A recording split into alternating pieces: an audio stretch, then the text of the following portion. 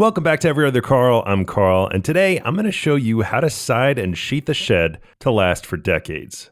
If you look at standard backyard shed builds, plenty of contractors and DIY kits skip house wrap entirely. A lot of DIYers choose T111 plywood wall siding, and often they'll tack felt paper over their roof sheathing. But if you're trying to build a shed that lasts decades, those old school materials won't cut it.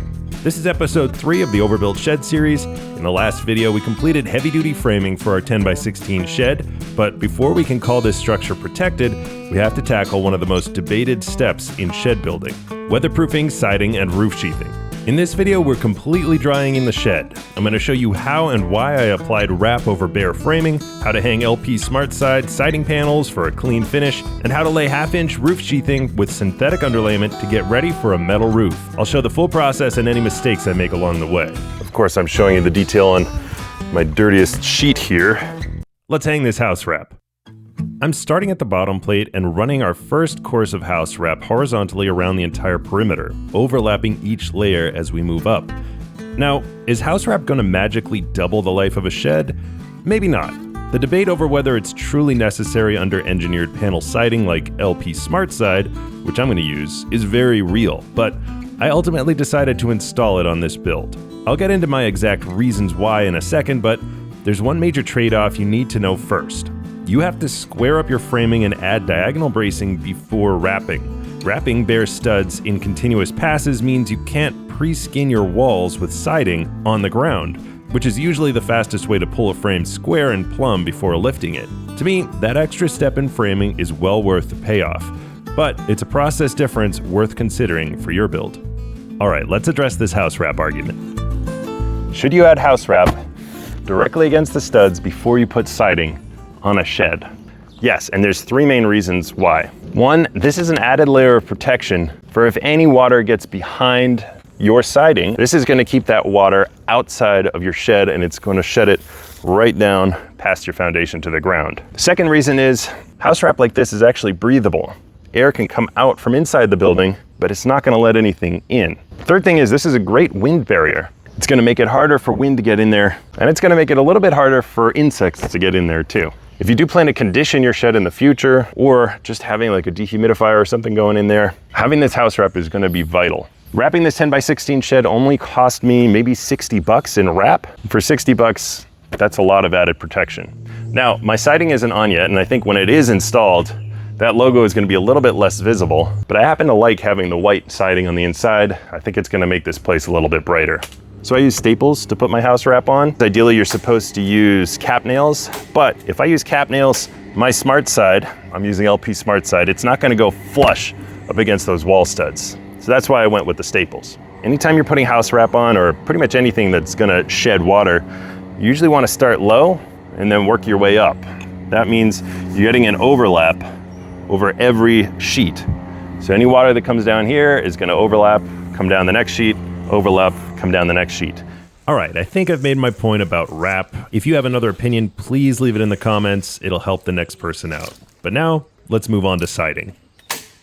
So LP SmartSide is a pretty clear choice for me if I'm building a shed and I just want to do one sheet that covers the sheathing and the siding. It replaces the old school T111 siding, which is just plywood that has some grooves cut into it. T111 siding, you have to stain it or paint it every 5 to 10 years minimum. I'd say you probably have to paint it every 2 or 3 years unless you want some real decay starting to happen. But LP SmartSide is treated for insect resistance, moisture resistance, and fungus growth resistance. It's already pre-primed, so you don't even have to paint it right away. I will be painting this with a quality exterior paint, but the fact that it goes up like this and it looks so good right away, it's just a huge selling point. I was considering using Hardie board, which is a fiber cement panel that looks very similar to this, but for a few reasons, I actually decided to go with the SmartSide. One is SmartSide is actually made of wood fibers. It's an OSB, and it cuts just like wood. It's way lighter than the fiber cement board, but probably the #1 reason was I'm in the backyard here, and I can see throwing a frisbee or kicking a soccer ball, and if that soccer ball hits the building with enough force, fiber cement can actually crack, whereas LP SmartSide can absorb a significant impact. Fiber cement board will absolutely never rot, and it's completely fire resistant. That's a strong selling point. But for our purposes here, LP SmartSide wins every day. It's lighter, easier to work with, cuts like wood, absorbs impacts better, and I think it looks great. There's a specific nailing pattern that you have to follow with LP SmartSide and almost any sheathing that you use on a shed or a house for that matter, because the sheathing is the primary thing that gives the building its rigidity. It keeps it from racking or swaying. Before you put the siding up, if you're just framed, that whole frame can move around. But with the sheathing, you're creating a solid, rigid structure. And the thing that keeps it rigid and solid is the nailing pattern. So around the edges of each panel, you're gonna do a 6-inch nailing pattern. So every 6 inches gets a nail around the tops, bottoms, and the sides of each panel. In the middle of the panel, you're gonna go 12 inches. When you're installing LP SmartSide, there's a few critical rules to follow. The expansion gap. Leave a 1/8 inch gap between panels so humidity shifts don't cause buckling. The shiplap joint is meant to land on a stud, but it's pretty forgiving if your wall layout is slightly off. The bottom overhang. Let the panels drop at least 1 inch below your bottom plate to drain water completely off the floor deck and down to the ground. Fasteners. Use hot-dipped galvanized 8D ring-shank nails so they won't pull out or leave rust streaks down your wall. Drive them flush, never sink them too deep, or you'll breach that factory primer. If you're using a framing nailer like mine, dial down the depth setting. And I recommend practicing on a scrap piece of siding before taking it to your wall. Where top and bottom panels meet at horizontal butt joints, always install Z-flashing tucked under the upper sheet and over the lower one to shed water properly. You'll see a lot of basic sheds where the upper siding panels just overlap the lower. Just do the Z-flashing, it's way better. Once the panels are hung, do not skip sealing. This is a part that a lot of people miss. You have to caulk every seam and nail hole using a sealant like Dynaflex Ultimate. This is a synthetic latex that can handle high temperature swings and won't crack. This one goes on white and dries clear. I'll leave a link to this one below. You might think caulking every nail hole is going to take forever, but it's actually surprisingly fast. Once it's all caulked, you need to paint over that factory primer with a high-quality exterior acrylic latex paint. I'm using one from Sherwin-Williams called Weather Shield. Now, this is a little teaser for a future video. As you can see, my doors are already done, but the final step is trim. PVC boards like Royal Building Products from Lowe's or NewTek Woods from Home Depot are probably the best you can get because they're plastic. They never rot, but they're about $19 a board. They add up fast. I use a budget alternative, 1x4 pressure-treated pine boards for about $4.50 a piece, a fourth of the price. Once those dry out, coat them with an oil-based primer sealer like this one from Valspar before painting them, and they'll look great. I used this exact method 3 years ago on my last shed, and that trim still looks brand new. Alright, going back in time here, but we're going up to the roof deck. I'm installing 1/2-inch plywood roof sheathing horizontally across my 2x6 rafters, staggering the panel seams for maximum structural strength. I'm using the same ring-shank nails I used for my wall siding. Now, if you watch framing videos, you'll often see builders install metal H-clips or ply clips along the unsupported edges between rafters. H-clips maintain an expansion gap and prevent sheet edges from flexing under heavy loads. You'll notice I'm not using H-clips on this roof. If I were installing asphalt shingles directly over the roof sheathing, H-clips would be important to keep the seams completely flush between these 24-inch rafter spans. However, my roof is not going to be attaching directly to this plywood, and because of the specific roof prep system I'm using for my upcoming metal roof, those clips aren't really needed. My metal roof will be sitting on top of a grid of purlins with a full air gap between the metal and this plywood. But that's for the next video, so subscribe if you want to see that. Alright, roof sheathing is up. If you notice, I staggered the joints, so I got 2 full 4x8 sheets at the top, and then I have a 4x4, 4x8, 4x4 right there. And then on the edge here, I just have a 1.5-inch strip just going up on top of that outside rafter, just giving me that butt out.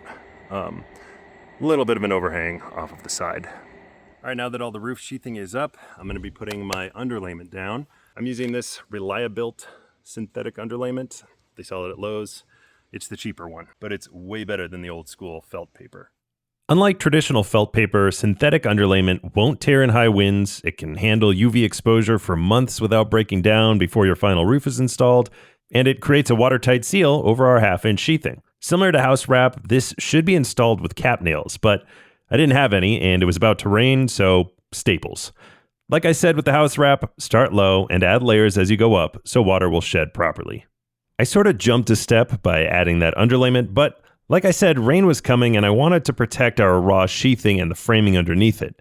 So now is my chance to go back and add 2x6 blocking to close the space between all the rafters above the top plate. I cut every block precisely and screwed them into their adjoining rafters. Then it was on to my fascia board at the tail ends of the rafters. All right, here's my fascia board. This is a piece of pressure treated deck board and put it in with deck screws rated for pressure treated wood. Now this was a 16-foot piece, but obviously when you get it from the store, it's not exactly 16 feet, 16 feet and like an inch or so. But because I bumped out my shed on the edges here, I have these little gaps right between the final rafter and this bump out rafter.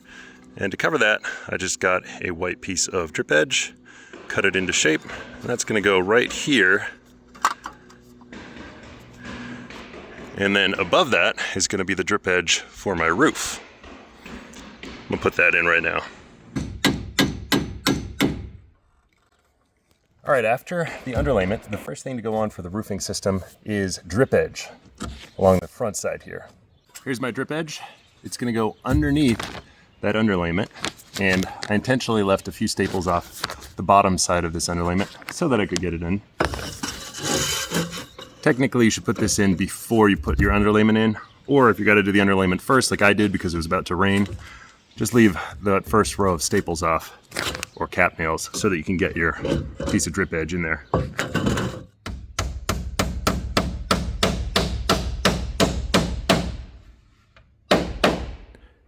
Now, drip edge at the bottom, or eave edge of a roof, goes under the underlayment. That gets installed first. That's what I'm doing now, again with galvanized ring-shank nails. The drip edge at the sides, or rake edges of the roof, goes over the underlayment and over the eave drip edge. So that gets installed second. After a bit of paint and trim, I could put up that rake drip edge. All right, now I'm gonna put the drip edge on my rake end of the roof. This side is the rake end, the bottom side is the eave. So the drip edge on the rake end goes over the underlayment. I'm gonna run it down just a little bit past my drip edge on the eave end, and I'll deal with that in a little bit. The reason I want that is I want a little overlap so I can fold that piece in and make a nice end to this drip edge. So up here though, instead of cutting it right here at the peak of the roof, I'm actually gonna make a relief cut and then bend this side down. Way easier, and it'll look pretty clean. So just checking that that side is overlapping at the eave, and up here at the peak, I'm gonna go ahead and make my cut. I'll cut right up to the top. It's pretty nice and straight, and then I'll fold this under.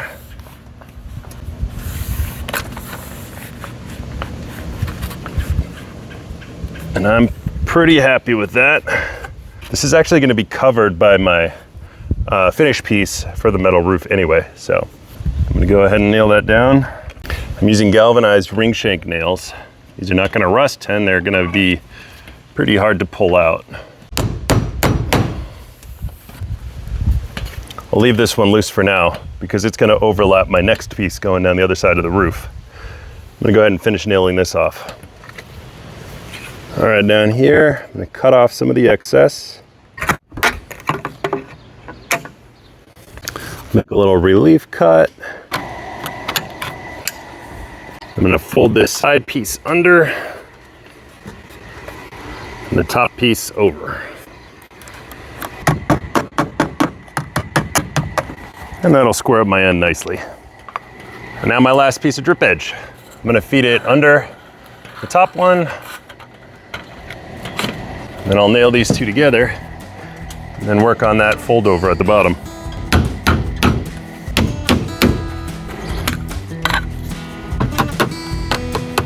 And with that, our 10x16 frame is what you would call officially dried in.